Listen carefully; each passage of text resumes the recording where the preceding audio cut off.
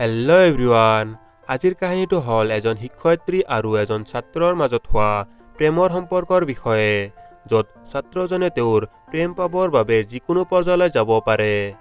আৰম্ভণিতে দেখুওৱা হৈছিল লানা নামৰ টিচাৰ এজনক, যাৰ ক্লাছত বেনি নামৰ ল'ৰা এজন আছিল, যিজন বহুত হেণ্ডছম আছিল কিন্তু দুষ্ট স্বভাৱৰ আছিল। লানা আছিল এজন বিবাহিত মহিলা, তেওঁ সহপৰিয়ালৰ সৈতে বসবাস কৰিছিল।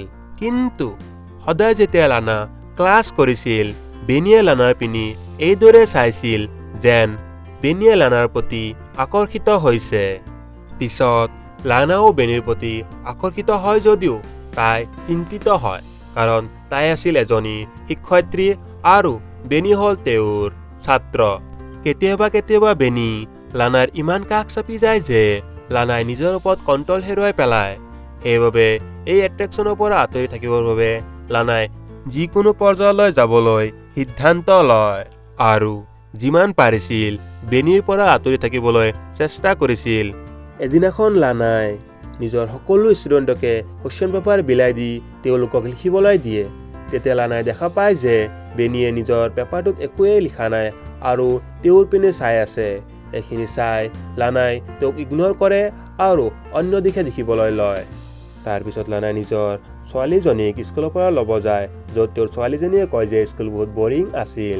তেতিয়া লানাই বহুত হাঁহে আৰু ছোৱালীজনীক লৈ নিজৰ গাড়ী পিনে যায়। নিজৰ ছোৱালীজনীক গাড়ীত বহোৱাৰ পিছত লানাই দেখা পায় যে বেনিয়ে নিজৰ কুকুৰৰ সৈতে ৱাকিঙত আহিছে, য'ত তেওঁ নিজৰ কুকুৰৰ সৈতে খেলি আছে। অলপ সময় লানাই বেনি পিনে চাই থাকে আৰু তাৰপিছত তাৰ পৰা গুচি যায়। পিছদিনাখন ক্লাছত এজন ল'ৰাই প্ৰেজেণ্টেশ্যন দি থাকে। যেতিয়া লানাই দেখা পায় যে ওচৰৰ দুজন ছোৱালীয়ে মোবাইলত ভিডিঅ' চাই হাঁহি ধেমালি কৰি আছে, তেতিয়া লানাই তেওঁলোকক ৱাৰ্ণ কৰি কয় যে তোমালোকৰ মোবাইলটো ভৰাই থোৱা। কিন্তু ছোৱালীকেইজনীয়ে লানাৰ কথা নুশুনি মোবাইলত ব্যস্ত থাকে। তেতিয়া লানাই কয় যে তোমালোকৰ মোবাইলটো মোৰ ওচৰত জমা দিয়া আৰু ক্লাছ শেষ হোৱাৰ পিছত মোবাইলটো তোমালোকে মোৰ পৰা লৈ ল'বা, নহ'লে মই প্ৰিন্সিপালৰ ওচৰত গৈ তোমালোকৰ কমপ্লেইন কৰিম। ছোৱালীজনীৰ নাম আছিল ভেলেৰী। ছোৱালীজনীয়ে মোবাইলটো লানাক দিছিল যদিও লানাক ছোৱালীজনীয়ে বহুতো অপমান কৰিছিল। তাৰপিছত এদিনাখন লানাই নিজৰ অফিচত কফি খাই থাকোঁতে তেওঁ খিৰিকীৰে দেখা পাইছিল যে বেনিয়ে ভেলেৰী নামৰ ছোৱালীজনীৰ ওপৰত অত্যাচাৰ চলাই আছে। যিহেতু তাই লানাক অপমান কৰিছিল, সেইবাবে তেওঁৰ বেগটো লয় আৰু বেগৰ ভিতৰত থকা যিমান কিতাপ আছিল সকলোবোৰ পেলাই দিয়ে।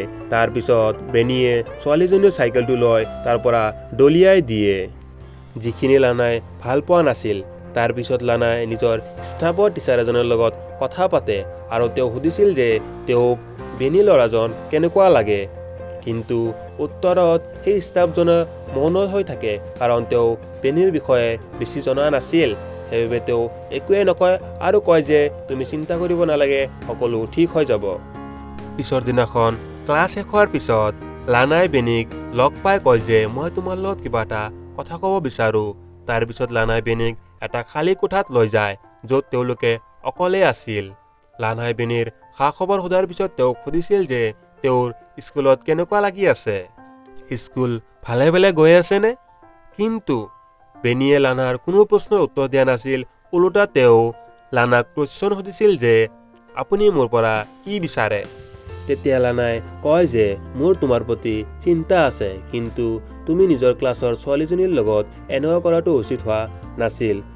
এইদৰে লানাই বুজাই থাকোঁতে নিজৰ হাতটো বেনিৰ আঁঠুৰ ওপৰত থৈ দিয়ে আৰু কয় যে তোমাৰ যদি কেতিয়াবা হেল্প লাগে তুমি মোক সুধিব পাৰা। তেতিয়া বেনিয়ে লানাৰ হাতৰ পিনি চাই হাঁহিবলৈ ধৰে। তেতিয়া লগে লগে লানাই নিজৰ হাতটো আঁতৰাই দিয়ে আৰু তেতিয়া বেনিয়ে কয় যে মোৰতো নালাগে, আপুনি মোৰ কিবা হেল্প কৰিব পাৰিব। তেতিয়া লানাই কয় যে মোৰ তোমাৰ ফিউচাৰৰ প্ৰতি চিন্তা আছে, কাৰণ তুমি লাষ্ট টেষ্টত ফেইল কৰিছা। এই বুলি শুনি বেনিয়ে হাঁহিবলৈ ধৰে আৰু কয় যে আপুনি আচলতে মোৰ পৰা কি বিচাৰিছে সেইটোহে কওক, এনেকৈ ওলোটা পোলোটাকে নক'ব। কিন্তু উত্তৰত ক'বলৈ লানাৰ ওচৰত একোৱেই নাথাকে। সেইবাবে লানাই মিটিং আছে বুলি বাহানা মাৰি তাৰ পৰা গুচি যায়। কিন্তু যোৱাৰ আগত তেওঁ বেনিক কৈছিল যে মই যিখিনি কথা তোমাক কৈছোঁ সেইখিনি কথাৰ ওপৰত তুমি গুৰুত্ব দিবা। পিছদিনাখন ক্লাছ শেষ হোৱাৰ পিছত লানাই দেখা পায় যে বেনিৰ বেগটো মাটিত পৰি আছে। তাই বেগটোৰ ওচৰলৈ যায় আৰু চাৰিওপিনে চাই যে কোনোবা চাই আছে নেকি। তেতিয়া লানাই বেনিৰ বেগৰ পৰা বেনীৰ চুৱেটাৰটো উলিয়াই সেই কাপোৰৰ স্মেল লয়। তাৰপিছত তেওঁ শুনিবলৈ পায় যে কোনোবা দৰ্জা খুলি আছে। এইবুলি শুনি তেওঁ ৱাছৰুমলৈ যায়, য'ত তেওঁ পানী খাবলৈ আৰম্ভ কৰে। পানী খোৱা শেষ হোৱাৰ পিছত তেওঁ দেখা পায় যে বেনীয়ে ৱাছৰুমত তেওঁৰ পিছফালে ৰৈ আছে। তাৰপিছত বেনীয়ে তেওঁৰ কাষ চাপিবলৈ আৰম্ভ কৰে আৰু তেওঁৰ শৰীৰ স্পৰ্শ কৰিবলৈ প্ৰথমে চেষ্টা কৰে যদিও তেওঁ হাতখন আঁতৰাই দিয়ে। তাৰপিছত বেনীয়ে লানাৰ শৰীৰটো সম্পূৰ্ণৰূপে স্পৰ্শ কৰিবলৈ আৰম্ভ কৰে আৰু তেওঁলোকে কিছ কৰিবলৈ ধৰে যদিও লানাই তেওঁক বাধা প্ৰদান কৰে আৰু কয় যে তুমি হলা মোৰ ছাত্ৰ আৰু মই তোমাৰ শিক্ষয়িত্ৰী আৰু আমাৰ মাজত হৈ থকা এই সম্পৰ্কটো মানুহে কেতিয়াও মান্তি কৰি নলয়। আৰু এই বুলি কৈ তেওঁ সেই ঠাইৰ পৰা আঁতৰি যাবলৈ চেষ্টা কৰোঁতে বেনীয়ে চিঞৰি কিনে কয় যে মই আপোনাক ভাল পাওঁ আৰু আপোনাক ভাল পাবৰ বাবে মই যিকোনো পৰ্যায়লৈ যাব পাৰোঁ।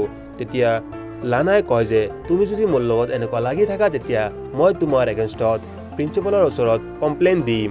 পিছদিনাখন ক্লাছ শেষ হৈ যোৱাৰ পিছত বেনীয়ে লানাক কয় যে মই আপোনাক অকলশৰীয়াকৈ লগ ধৰিব বিচাৰোঁ। তেতিয়া লানাই প্ৰথমে অমান্তি হয় যদিও পিছত তেওঁলোকে এখন নীৰৱ ঠাইলৈ যায়, য'ত লানাই কয় যে যোৱাকালি হৈ যোৱা ঘটনাটোৰ বাবে মই লজ্জিত আৰু আমাৰ মাজত ভৱিষ্যতে এনেকুৱা কোনো ঘটনা নঘটে। তাৰপিছত লানাই কয় যে তুমি তোমাৰ মনৰ পৰা মোৰ ধাৰণাটো আঁতৰাই দিয়া কাৰণ মই এজনী বিবাহিত মহিলা। এই বুলি কৈ লানা তাৰ পৰা গুচি যায়। তাৰপিছত তেওঁ নিজৰ গাড়ীৰ ওচৰলৈ গৈ দেখা পায় যে তেওঁৰ গাড়ীৰ ছাইডৰ গ্লাছটো ভাঙা আছে আৰু তাতে স্ক্ৰেচ পৰি আছে।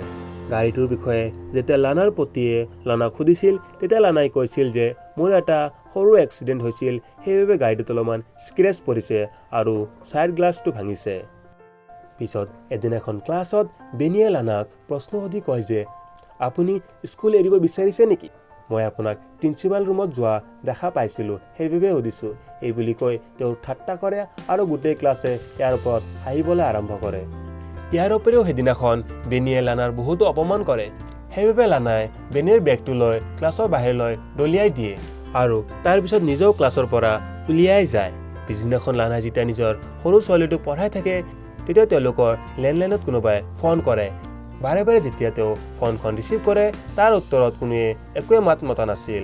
আৰু তাৰপিছৰ দিনাখন তেওঁ যেতিয়া স্কুললৈ আহিছিল তেওঁ দেখা পাইছিল যে বেনীয়ে আগতীয়াকৈ স্কুলত আহি নিজৰ চিটত বহি আছে। এই দেখি লানা ভয় খায় আৰু তেওঁ স্কুলৰ ৰিচিপশ্যনিষ্টক কয় যে তেওঁৰ অলপমান গা বেয়া হৈ আছে, তেওঁ আজি ক্লাছ নলয়। পিছদিনাখন লানাই নিজৰ সৰু ছোৱালীজনীক নিজৰ স্কুলত থৈ তেওঁ নিজৰ স্কুললৈ নাযায় আৰু এখন নদীৰ ওচৰত ৰৈ তেওঁ আপেল খায়। তাৰপিছত তেওঁ মিউজিয়ামলৈ যায়। অলপ সময় তেওঁ পেইণ্টিং চাই থাকে। পেইণ্টিং চাই থকা অলপ সময় পিছত তেওঁ দেখা পায় যে বেনী, আৰু বেনীক দেখা পাই তেওঁ সেই ঠাইৰ পৰা লৰালৰিকৈ ওলাবলৈ চেষ্টা কৰি এখন লিফ্টত সোমায়।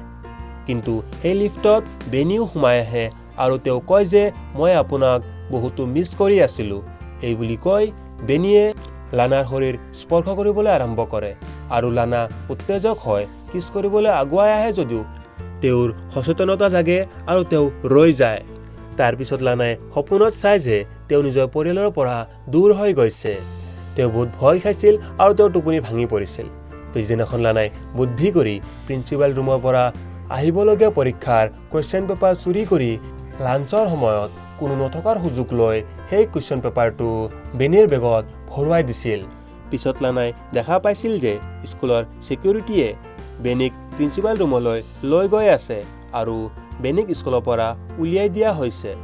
বেনীক স্কুলৰ পৰা ওলাই দিয়াৰ পিছত লানাই বেনীক মিছ কৰিবলৈ আৰম্ভ কৰে আৰু তেওঁৰ লগত অতিবাহিত কৰা মুহূৰ্তসমূহ তেওঁ মনত পেলাই থাকে।